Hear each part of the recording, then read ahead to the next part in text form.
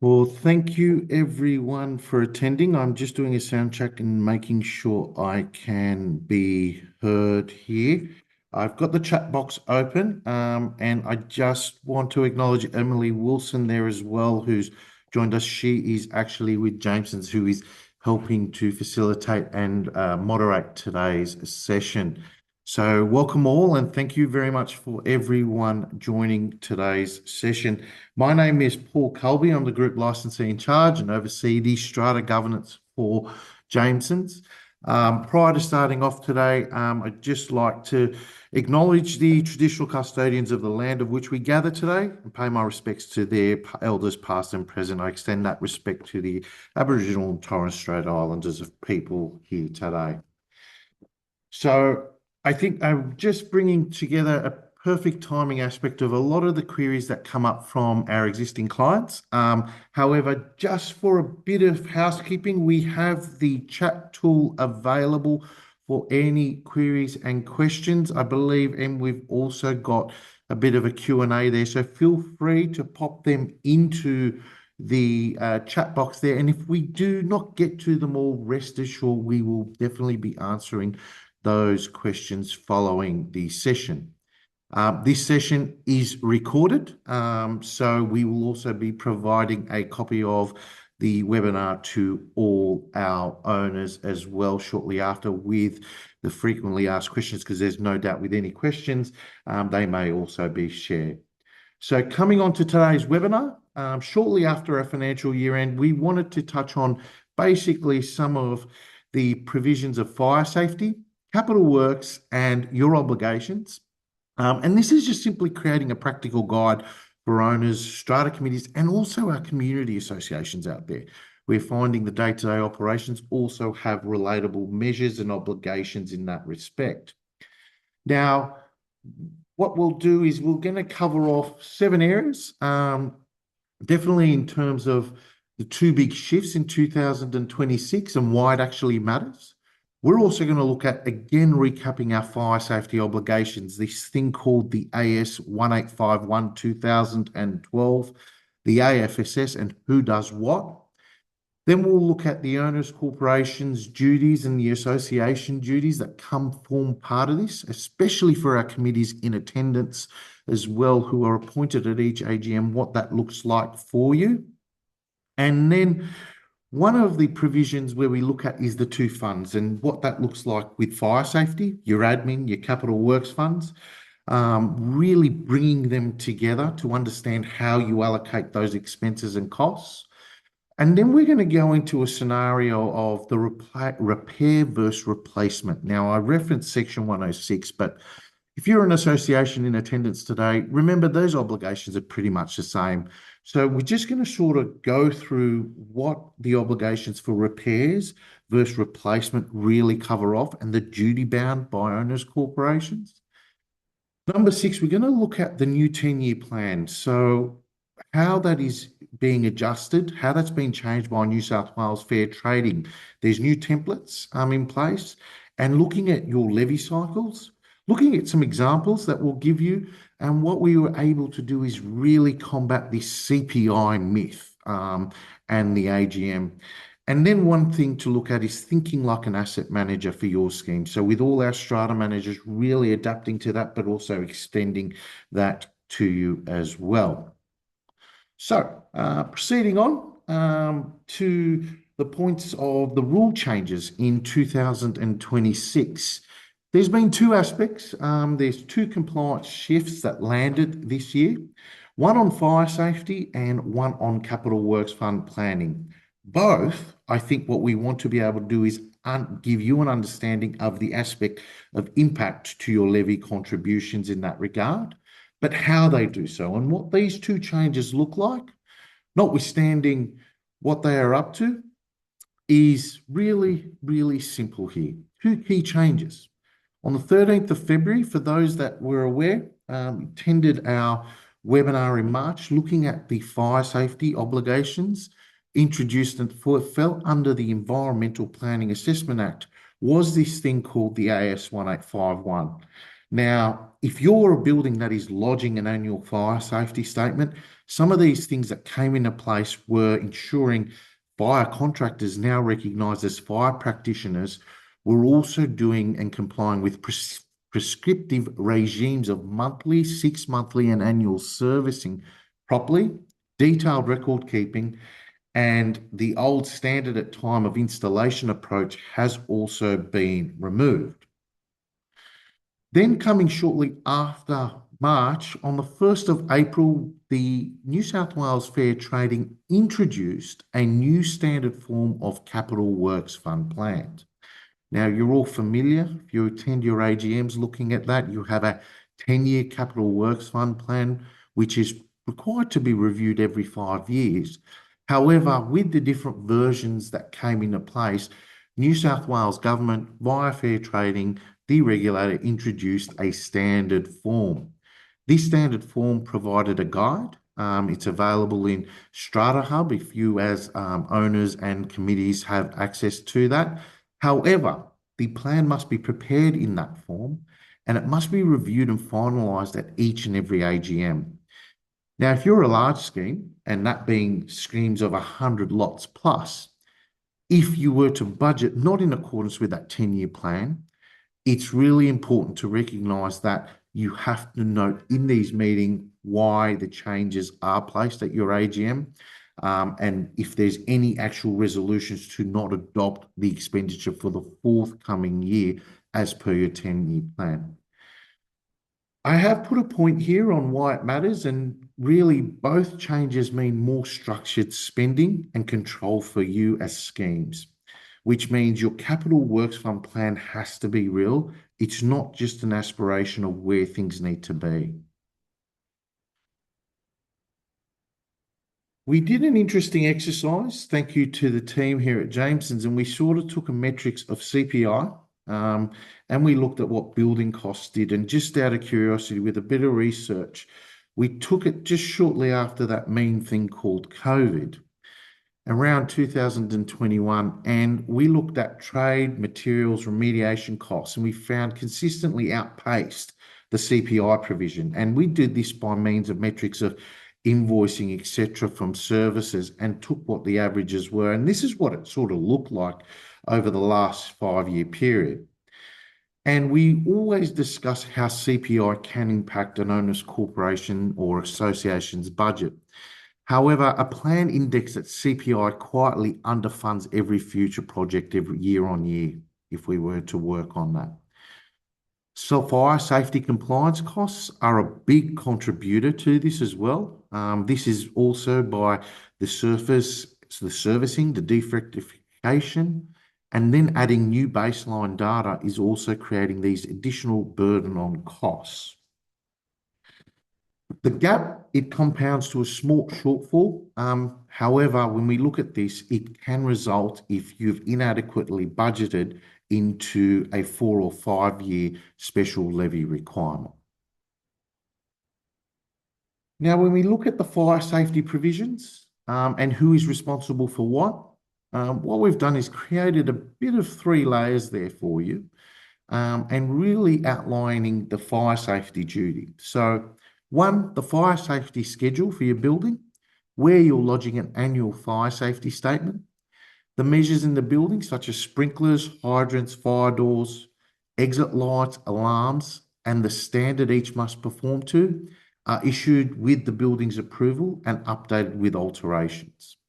The ongoing maintenance falls under these new regulatory requirements in effect from the 13th of February, and each measure must be inspected and serviced to the routine standards in AS 1851. These standards are rigorous. They have a frequency clearly detailed as monthly, 6-monthly, and annual activities, with now records having to be kept not only electronically, but logbooks being maintained on site. Then finally, once this is all done, the annual fire safety statement is lodged to council. The real scenario is each year owners' corporations must lodge a statement, and it's got to be signed off by an accredited fire practitioner. Now, that is not plural for the purpose of multiple people. There is one fire practitioner that is responsible and liable to sign that annual fire safety statement. That is a prescribed form issued under the Environmental Planning Assessment Act and regulations, and their obligation is to ensure that every measure they've inspected has been assessed and it performs to the schedule. 3 levels of maintenance records are the evidence to ensure your fire safety practitioner relies on to sign the annual fire safety statement. So what we've seen since the 13th of February is we've seen more scheduled routine inspections. These are servicing for each fire safety measure. So if you've got sprinklers, hydrants, fire panels, etc., you'll have more inspections with more fire safety measures. And in addition, the baseline data needs to be documented and recorded in a logbook so it can be measured against it as well. Every routine inspection is recorded in a logbook on site, and these records are what the fire practitioners review before signing the AFSS. And in the event New South Wales Fire or councils wish to undertake an inspection, they may do spot inspections which look for these records and logbooks. Primarily defect classifications. When we look at defects, they are categorised now, and they're clearly categorised by aspects of criticality, critical defects needing prompt rectification, and they do flow into your budgets. So a lot of the times, if you have liaison with our compliance team, you will see aspects of critical defects are having to be addressed within that 5-day period, as it is now an obligation and requirement to do so. The important part for everyone to recognise is that the annual fire safety statement is here, and we want to be able to ensure all our clients are aware and who lodges it and the obligations. So who lodges the annual fire safety statement is primarily your owners corporation or your associations. That is undertaken through us as a strata manager, or sometimes a building manager can lodge. Once this actual lodgement occurs, this has got to occur to council and fire rescue, and you will receive a copy to place a copy on the building notice board. Who can only sign the annual fire safety statement? For the fire safety measures, it is important to recognise it must be an accredited practitioner that is within the fire safety industry. The fire practitioner accredited must assess each measure, the servicing records. We coordinate that feed for you and that assessment to ensure they are accredited and qualified to do so. This will occur every 12 months, and it's tied into your schedules, the anniversary, and it does take weeks. The process usually commences between 120 to 90 days prior. The inspection of the annual fire safety statement must occur within 90 days of when the fire safety statement is due to council. And there's this final part that if it is late, penalties may accrue. So there's no such thing as an extension when we go to council. There is a request for a stay of PIN. And what we predominantly do is we ask for a stay of PIN, especially when time is running out, to lodge the safety statement to council on time. The usual suspects you're actually going to see from this inspection, and what's been great, we have been able to put through these scenarios of the usual suspects that come up into the fire safety measure means. Fire doors has been a common one, where you've got damaged seals around the doors, propped open doors or worn door closers, gaps beyond tolerances. And what this means is you may have a gap in the floor of the door or above. These gaps need to be at a certain standard, and I believe it's no more than 5 millimeters or between 5 to 20 millimeters. Individually small collective ones these are the most common AFSS failure points. The second one is fire seals and penetrations. With the introduction of the AS 1851 standards, a lot of common issues have come out with penetrations. And what this means is when we look at cabling through concrete slabs or plumbing and renovation works that pierce fire-rated walls or floors without being resealed. Now, resealed is what we've learnt and understood is not just about silicon, but it's what they call installation of fire collars. So if you're ever going through that aspect of renovations or looking at penetrating through walls, ensure you work in with your fire safety practitioner to get some advice in terms of what is required to ensure that those penetrations are fire compliant. We do have aspects of aging systems, and we are seeing that.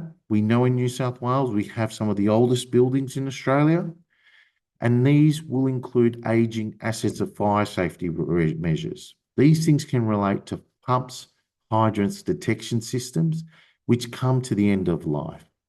Now, servicing them to keep them alive is sometimes very costly, but replacement is a capital works item. So that needs to be in your plan when you're made aware of that. The other issues that you also commonly got to be aware of is exit and egress issues. So one of the common rationales of non-compliance is blocked paths of travel, the obstruction by gates or furniture through common property, failed exit lights, storage within the fire stairs. These are cheap to fix, but they're expensive to ignore. The important part to look at is every reoccurring defect is data, and if the same system fails inspection twice, you really want to ask your question is the pattern the same or is it a replacement signal? Now, when we look at which fund pays for what, some of the questions we had from our committees and clients is looking at our fire safety regime, how do we budget? One of the biggest feedbacks is how do we accurately allow for budget and how do we allocate what and where? So it's really simple when we look at this. We're all familiar with the administrative and capital works fund. The administrative fund looks at your contracted services. So you look at your monthly, your 6 monthly annual inspections. We look at AFSS, annual fire safety statement lodgement and assessment costs, minor defect repairs for routine servicing, and then the fire practitioner engagement, that contract you have with the fire service provider. When we look at the allocation of costs to the capital works fund, we look at the word of replacement, where we are taking an asset away or we're replacing a fire panel, pump or detection system, fire doors, passive seal and penetration installation, and possible upgrade work by fire safety orders. These all fall within the capital works fund and need to be adequately planned and budgeted for within your budget. The real test here is does the work keep an existing system running? It's admin. And if I need to really renew or replace, upgrade it, that is allocated to the capital works fund. Now, I know we've had a question there, but one of the things is we do have a dedicated compliance team. Now, they're not accredited fire safety practitioners, but they are backed by a team of leaders in our organisation as a specific department that they'll look at managing your defect, facilitating that, looking at the critical, non-critical, non-conforming defects and outlining that for you in the advisory emails you receive. They'll also look at the defect tracking of each item and ensure that the rectification process is undertaken for it. Our team will also ensure that your annual fire safety statement, doesn't matter how big your building is, it will also put a coordination provision in there to ensure that your inspections and also the servicing regime for maintenance is also undertaken. In these teams, we do have also records and oversight, and we maintain those records for you, and you can check that in your owner's portal. If you look at the annual fire safety statement, you can see your latest annual fire safety statement. And in addition, if you look under certifications or compliance, you can see all the records there. Now, this team is dedicated by having schedulers to schedule your annual fire safety inspection. There's people to look at the maintenance regime and assess those quotes. And then finally, there is a lodgement officer. Our lodgement officer will receive the annual fire safety statement, review the measures against your schedule, ensure that it's adequately signed off, and then apply our signatures into the annual fire safety statement for lodgement to council. So this is just to give you an understanding to the start of what we're about to look at next, and that covers off the 10-year capital works fund plan and the obligations. And here we'll look at the Owners Corporation's duties and operation and what the Strata Schemes Management Act and Community Land Management Act asks for schemes in that regard. So for anyone that's a committee member, a reminder, the obligations when you appointed at an AGM is acting in good faith. Decisions must serve the Owners Corporation as a whole, not as an individual interest or the loudest voice in the room. Having to exercise due care and diligence, get informed before deciding, reports, quotes, professional advice. We didn't know is not a viable defence when information was available. And then we look at compliance with the Act. So for those that are there, everything that we're here to bound to advise you by is by duty bound, especially compliance with the Strata Schemes Management Act or the Community Land Management Act, in fact. Now, we understand the Strata Committee makes decisions on behalf of all owners, including the ones who never come to meetings. I get it.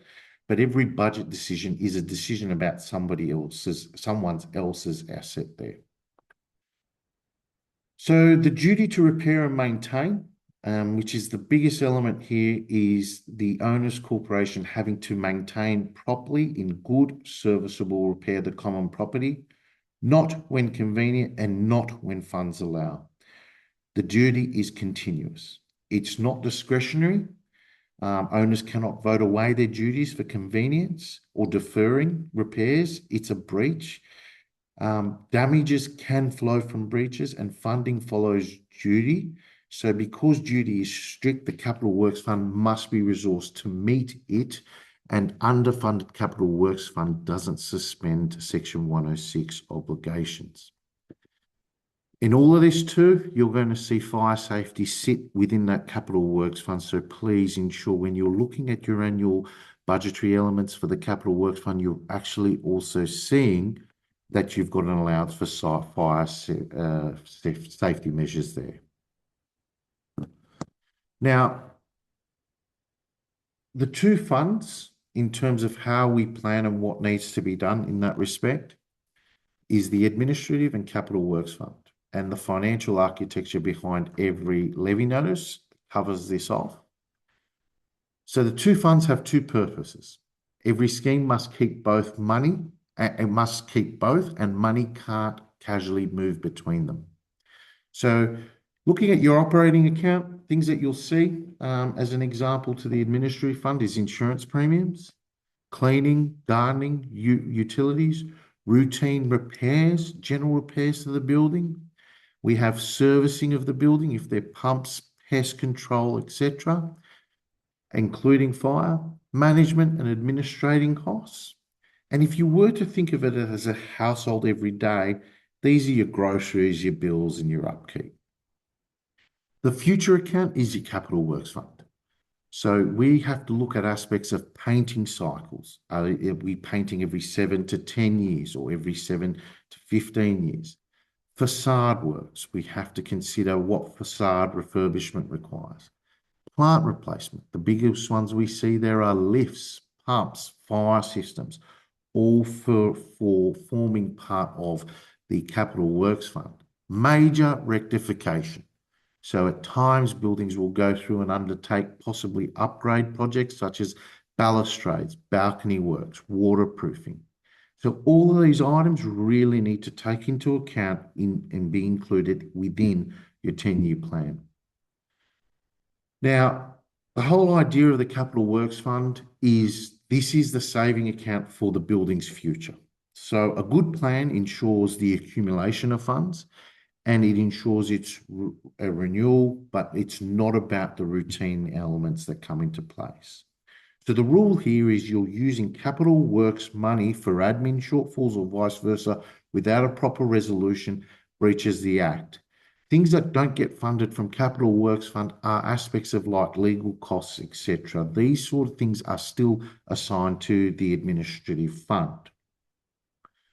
The real scenario here is when we look at how this operates for you, is it operating or capital? A practical test we will provide all committees and any invoice or quote is, does the work restore what exists or renew, replace or improve it? So two avenues, really keeping it sort of simple there is your admin fund. We've touched on fixing, service, patching, adjusting, repairing. The asset keeps doing what it did. Example, repair a pump seal, servicing a fire door, patch painting in the common areas. A lot of these items will fall into the administrative fund, whereby your capital works fund looks at its renewals of replacing, upgrading, extending the life. The asset or a whole component is renewed. So a lot of things that we look at is new pump, replace fire door, undertake full repaint of the common areas. These are examples of extending the life of how that allocation works to the Capital Works Fund. There are some grey areas. As naturally you can see, this may occur and you may ask, big repairs that renew most of a system are usually Capital Works Fund. And we'll help classify that for you and each item correctly before the invoice is assigned or paid. And the real reason for that is sometimes they can have quite a large substantive repair, but that may also extend the life. So we will always look at how we allocate those primary costs either to the admin or Capital Works Fund. The important part here is we go into looking at how then to prepare the budget. So there's three areas that we look at, and this really starts for your Capital Works Fund is when preparing the budget, we will work from the 10-year Capital Works Fund plan. It's an obligation under the Act that your Capital Works Fund annualised contribution is prepared in accordance with your 10-year plan. We will draw the capital works estimates directly from the forecast for the year ahead and provide this to you in your budget with a snapshot of the recommendations in your 10-year plan.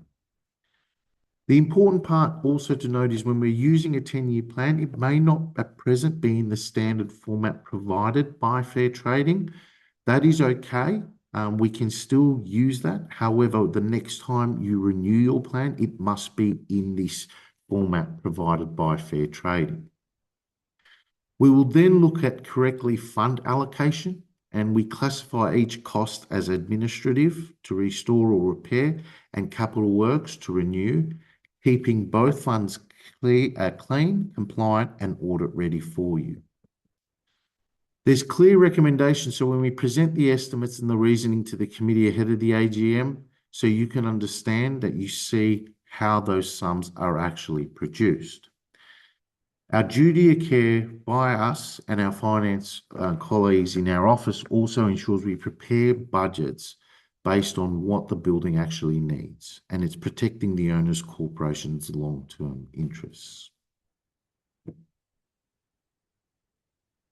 When we look at repair or replacement, every repair is also information. So while we are gathering this information for your scheme, we don't necessarily just look at the last year's expenditure. We will look at the 10-year plan.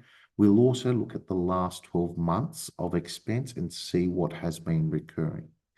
And every repair is information for your scheme, together that a committee and the strata manager can treat maintenance as early warning system for the Capital Works Fund plan as well. So when repairs stop making sense, one of the things we've been able to identify here is how often is it failing? So the question is one-off breakdowns happen, but if it is repetitious and it is a rising failure frequency, it's the clearest signal that an asset is approaching its end of life. So you're entitled to ask that question on, should we look at possible quotes for replacement in the long term? Secondly, what does each repair cost? So commonly when you look at the replacement costs, you want to track your cumulative repair spend against replacement costs. And when annual repairs so probably approach 15 to 25% of replacement, in an opinion, it has been observed that the economics have flipped. What happens if it fails completely? Well, this is a worst case, but if you have a complete failure, this can happen to lifts, fire pumps, waterproof membranes that fail outright, and these cost far more than planned replacement and may create liability to the owner's corporation under Section 106 of the Strata Schemes Management Act. So the importance is take the early warning signs. Let's look at those early warning signs and see what needs to be replaced and what plan needs to be made forward for your scheme. The question that we get from a lot of committees and client and owners is it still compliant? Older systems may be maintainable, but no longer meet the current standards. This occurs in fire safety in many other areas of the asset.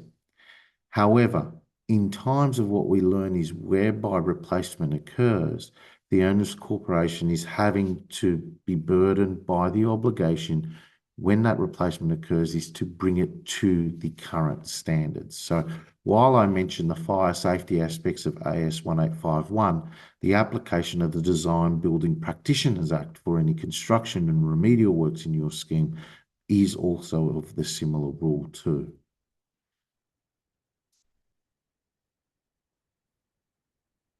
What we're learning is every repair point is a data point, and we've been able to put through really how many areas we can identify and also create sort of building health checks in the future for our schemes.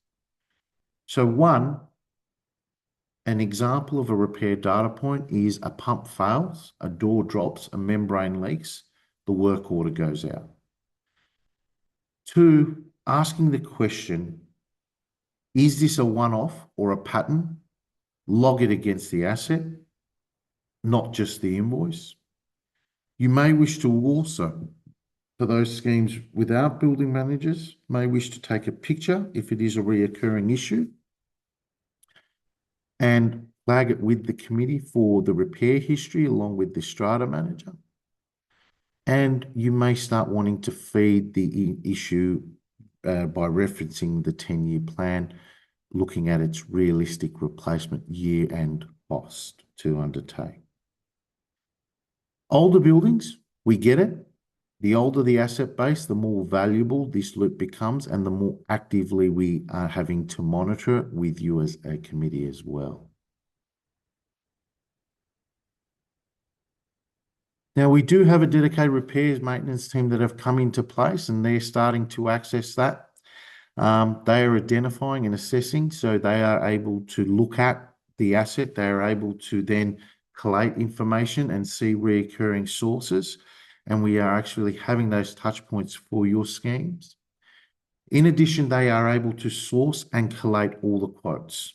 So part of their role is that they will obtain, collate quotes for the works, check the scope and licensing so the committee is comparing like for like, and then provide a summary and recommendation. We're blessed to have Michael Lamb and team all oversee all of this as well. However, we understand a duty of care, and these issues are early and present options, and we know our committees, owners, corporations and managers are quite busy. So we have this dedicated team that is now helping us, which is all part of the Jamesons team to be able to assist, collate those work orders, quotes for you and put them in a presentable manner for you to be able to decide on that. The 10-year plan, annual levies. So what we're going to run through is the standard form, and we'll give you a copy of that standard form after this webinar. Touch on probably the methodology and what happens at each AGM as well.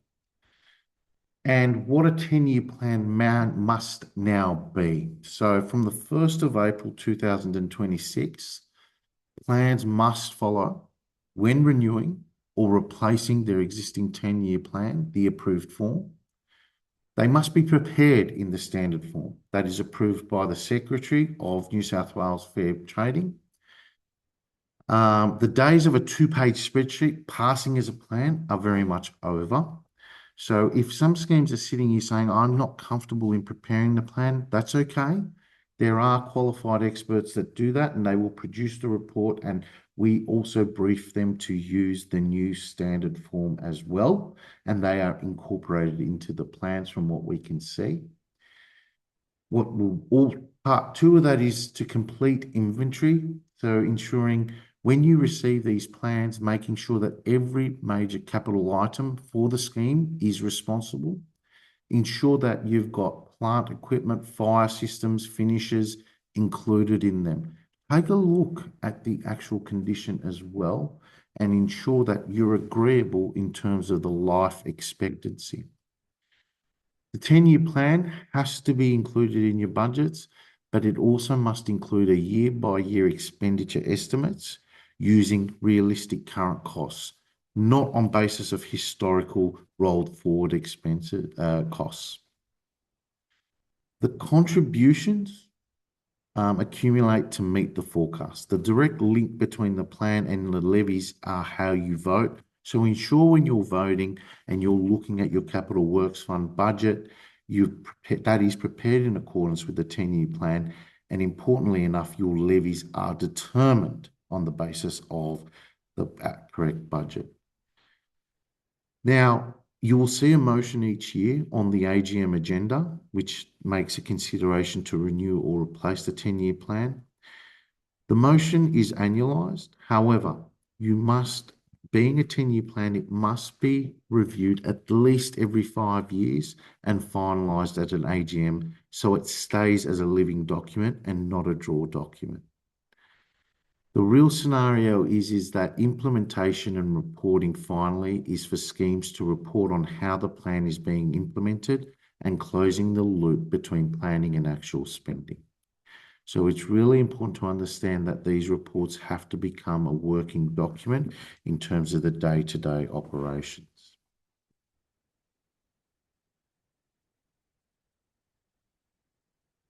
Excuse me. What we're finding is a bit of CPI plus a bit isn't a methodology. So really, it may be looking at the asset and seeing how consumer price indexes measure household consumptions, but really it may ignore the asset. And at a 40-year-old building, a 5-year-old building, they get the same increases, which cannot be right for both.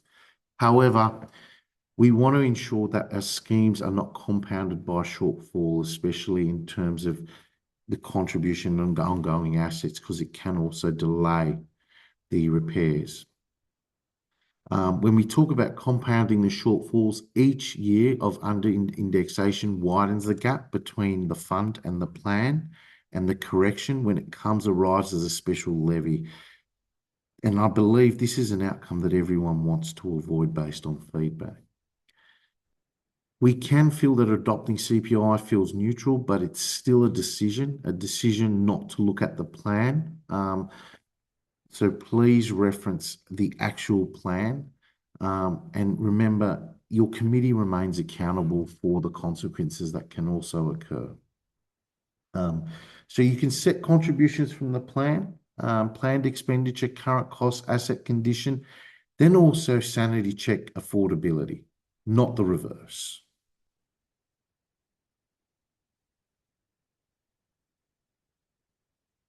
So a bit of a scenario of an illustrative scheme here without trying to reference the exact scheme. Give you a sort of scenario, 3 ways to set a financial year to 27, financial year in 2027. You can A, hold levies flat, feels owner friendly, creates a 620K shortfall against the plan by year 5. The repaint and fire panel arrive anyway, funded by a special levy.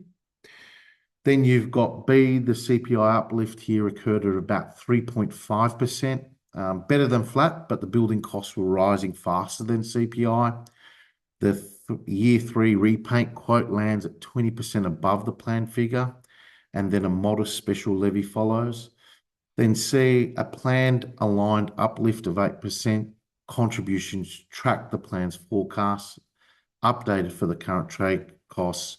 No special levies expected, and it's probably on average in this circumstance was about $8 per week, then option A.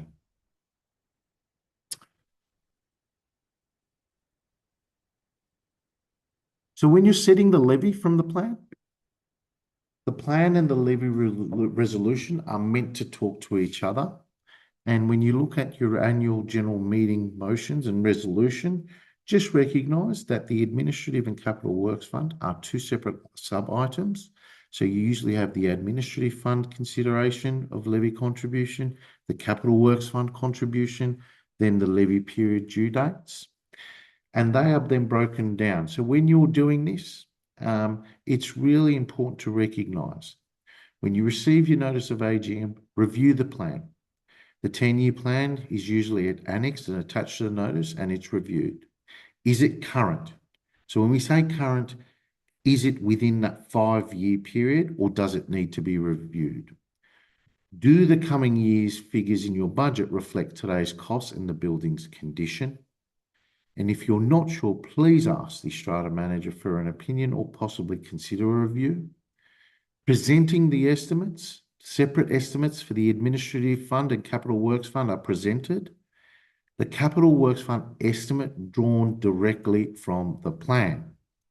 So ensuring that these are drawn directly for the plan, it's really important to ensure that you've covered all the items in the plan, and in some aspects, we've also schemes add additional items. So you may wish to bring items forward a few years, and that is okay too, but ensure that is accurately and adequately minuted. Then the owners vote. So to resolve the contributions for the coming year, you have the Administrative and the Capital Works Fund, two separate motions there that come into place. And then immediately after your AGM, you will receive your levy notices. We always want the plan submitted as good practice with the AGM notice so owners can see why the number is what it is, and they can hopefully have informed votes and calmer votes.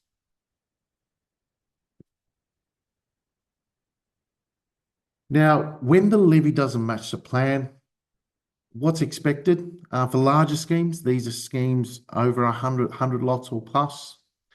Larger schemes, you must note where the contribution being set differ from the 10-year plan that's anticipated. The difference is stated, not glossed over. You need to put a notation to that resolution and update the budget that is attached to the notice of meeting. An explanation for the reason is very important for every scheme. The meeting should hear why deferred works, updated quotes, change of priorities, and affordability decisions should also be noted. And it's always good to explain in the minutes that when you're recording the decision in the minutes, the explanation belongs in the minutes. If the departure is significant or ongoing, the plan itself should be updated or at its next review. And I've just got some examples there where you can look at some legitimate reasons to depart. Works are being resequenced after new condition advice. There's updated quotes which materially change the forecast. A planned project was completed under budget. Some departures that create risk here is when you're cutting the levy with no change to the plan, or you're deferring known works with no revised timing, and repeated departures with no plan update. So if you do need to have properly worded motions, please do reach out to our strata management team. They will be able to assist in that area as well. Setting the levy with the plan. So ensure that the plan is tabled and ensure it is reviewed. We prepare the 10-year plan for review at the AGM. Ideally, if you're using Fair Trading's approved form, if you've just recently had your 10-year plan reviewed and updated on the 1st of April, and ensure that stays as a living document so owners can see and question. This is not optional, and it is actually an obligation to do so. Estimates that are drawn down from the plan, these are to be worked in the Capital Works Fund budget, and they are prepared straight from the actual plan itself.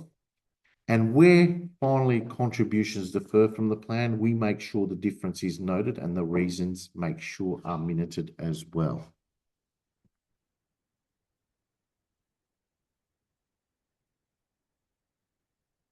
Finally, we look at the asset and not an expense. So the mind shift is really important, is that the building is managed as an asset and the committee with its strata managing agent is actually on board with this. So going from a levy minimiser to an asset manager, some examples here. 2 committees, same building, very different 5-year outcomes. The levy minimiser, smallest increases, but then repairs or annoyances to be deferred. The 10-year plan is a compliance document and surprises are handled by special levies. The building can quietly deteriorate, and then you've got the asset manager. So the success there is the assets holding value, the repairs are data about asset condition. The plan is the scheme's investment strategy, and surprises become rare. They're in your forecast, and the building compounds in value and safety. A bit of guidance for older buildings that need more attention. There's nothing wrong with this. Is your 0 to 10 years looking at an establishment, setting baseline provisions, 10 to 20 years to be able to monitor those cycles, within 20 to 30 years looking at its renewal, and then 30 years plus it's time to reassess.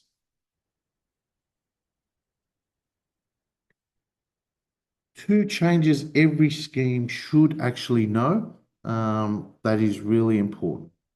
Your committee's role is on the left there. Setting the directions, owning decisions, staying informed and representing all owners. Your strata manager's role will be able to run the provisions of the machinery, quotes, contractors, compliance calendars and records, identify any surface of signals for repairs, maintenance, defect trends and cost movements, assist you with preparing for decisions, plans, budget estimates, and execute what's resolved by the owner's corporation.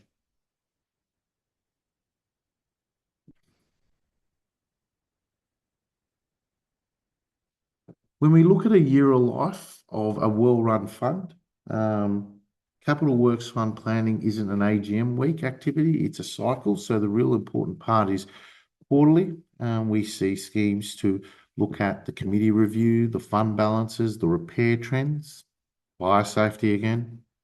2, have pre-budget meetings. Discuss these numbers, look at the 10-year plans.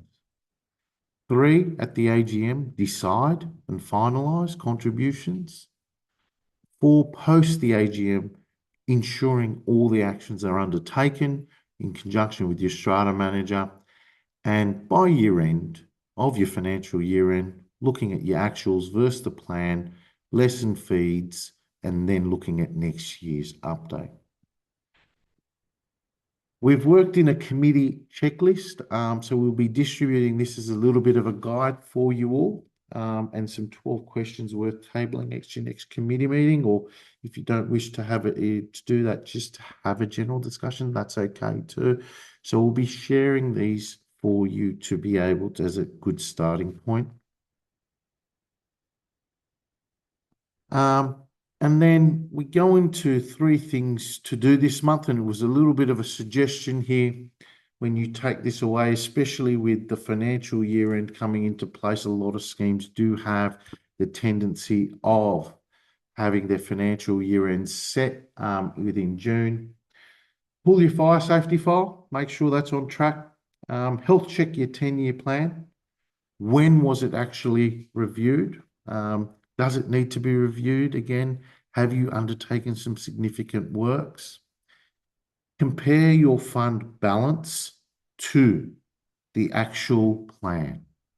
So importantly, looking at what your capital works fund balance to the recommendations within the 10-year plan is a great starting point.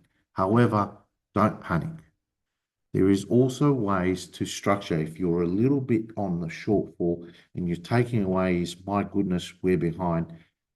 No need to panic.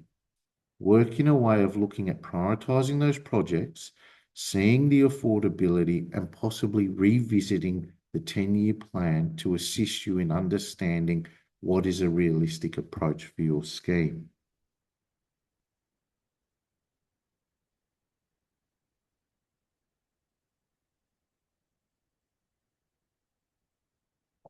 From today, we just want to remind that fire safety is now a maintenance discipline, and this is with the new regulatory standards that have been introduced. The duty to repair is a strict obligation. It doesn't wait for convenient budgets. The Capital Works Fund exists to make the duty affordable. There's two funds and two jobs. So for restoring or repairing, that's the administrative fund. The routine expenses, the ongoing utilities, cleaning, gardening fall within the administrative fund. Renewal replacement all falls within the capital works fund. So if I'm extending that life for our scheme, that is a capital works fund contribution. And it's really important to classify correctly in both budgets to stay honest. These are the operating metrics for your scheme. The plan, the 10-year plan, is a methodology.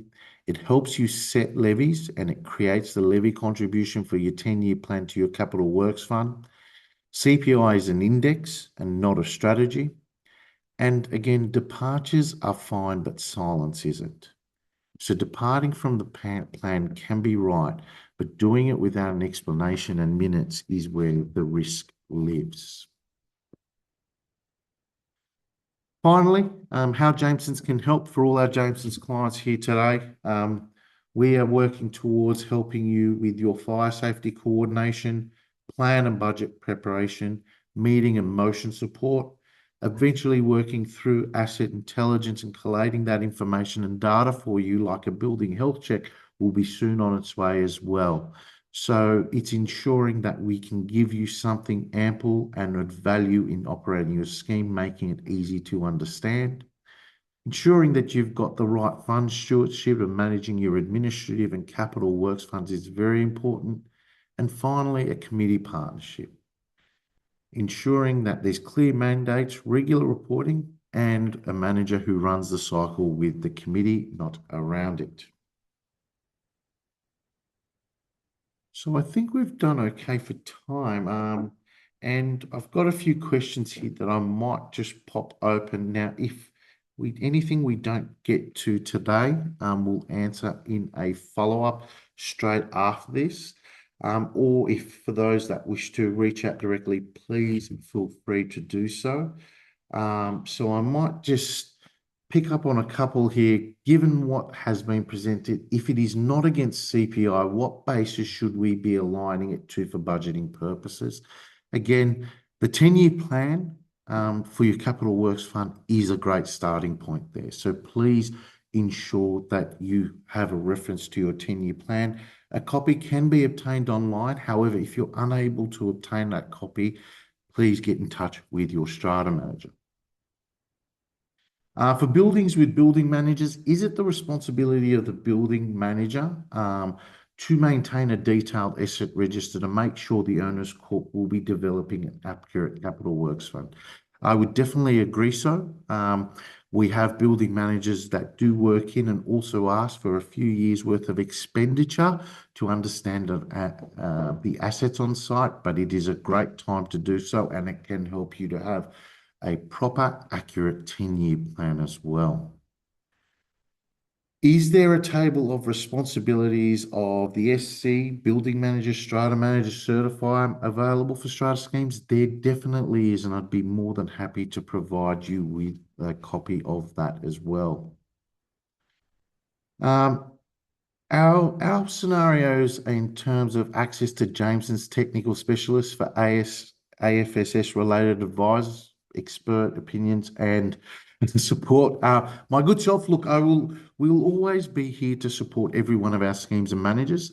We will always give you the factual advice in conjunction with the practitioner. So feel free to reach out to either myself or a team that we have here that are able to assist. They are across the fire safety schedules. They are not, they cannot give you a qualified fire practitioner or fire safety qualified opinion, but they can actually give you the facts and state on the obligations and what is prescribed under the Environmental Planning Assessment Act. From time to time, if it is a little bit complex, you may also need the requirements to engage a BCA consultant. However, that recommendation will be and advice will be provided to the scheme. Do the new fire regulation apply to small strata schemes as well? It applies to all schemes that currently have fire safety measures. And importantly enough, if you are lodging an annual fire safety statement, if you are a small townhouse scheme that is commonly defined as a Class 1 building, you may not be lodging an annual fire safety statement.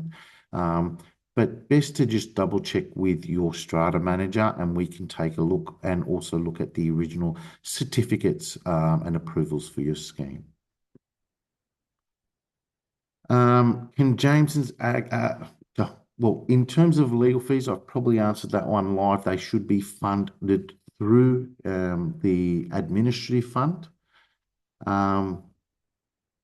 The 10-year plan, yes, they are available to template. We will provide a link for you to access that information as well to see what the template looks like.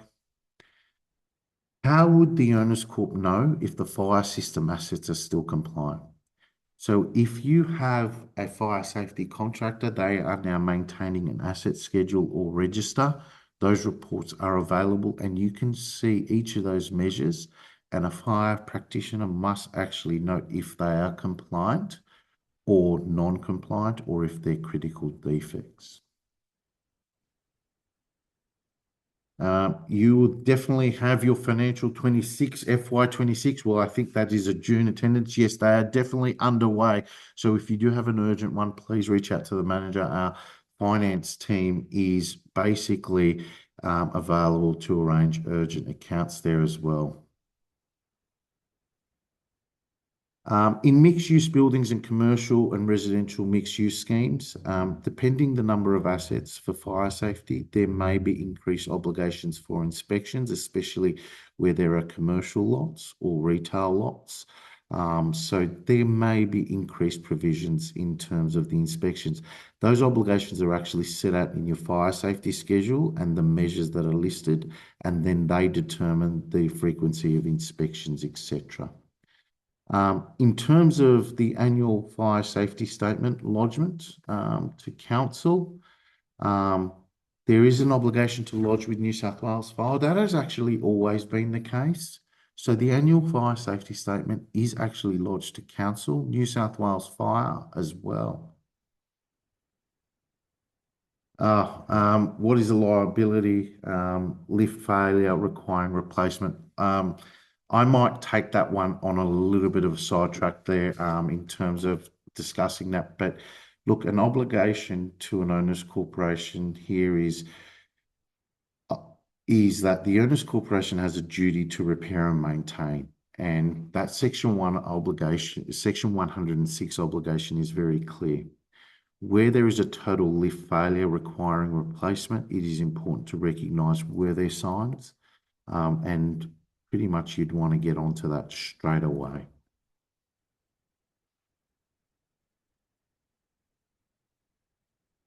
Okay. I might just Emily, I might just come through a few of these questions. We've got some fantastic questions here. I've got some specific apartment lot advice here. I might refer them as a provision directly post this meeting in that regard. There's one here that we are 6 years into the 10-year plan. You mentioned having it as a living document. Can you please clarify action required to keep it up to date? Yes, that one is actually important. If you're 6 years into it, you need to review it every 5 years. So it sounds like it may be time to review your 10-year plan. I might have time for one more. Um, how is the committee held accountable for a poorly constructed 10-year plan? Look, I understand committees are volunteers, and I do understand they are busy day in, day out. I would always suggest is if you feel as though you're uncomfortable with the construction of the 10-year plan, discuss it, address it against the asset, see which areas need to be improved, and then ensure that that is a living document. If the committees are preparing these aspects of plans and feel as though it's inconsistent, there is no harm in terms of managing the risk by getting suitably qualified advice by a consultant or a surveyor to do that for you. At least you then know that you've got a qualified expert giving you that advice. We've just hit 7 o'clock on the dot, so I want to thank you all for attending. I hope there's a lot of information to take away there. I do appreciate, but I hope there's been a bit of value out of that. And if there's any queries, my name is Paul Colby. I am the group licensee in charge. Feel free to reach out. I will definitely do get quite a number of inquiries following these sessions, so please do be patient with me. However, we will be treating the question Q&A here as a priority and getting this recording circulated too. So thank you everyone for attending. Appreciate your attendance. I do apologize for those that I was unable to get through all the Q&As, but I promise you, you will have these answered immediately after this session as well. So thank you everyone for attending. Wishing you a pleasant evening. Thanks, guys.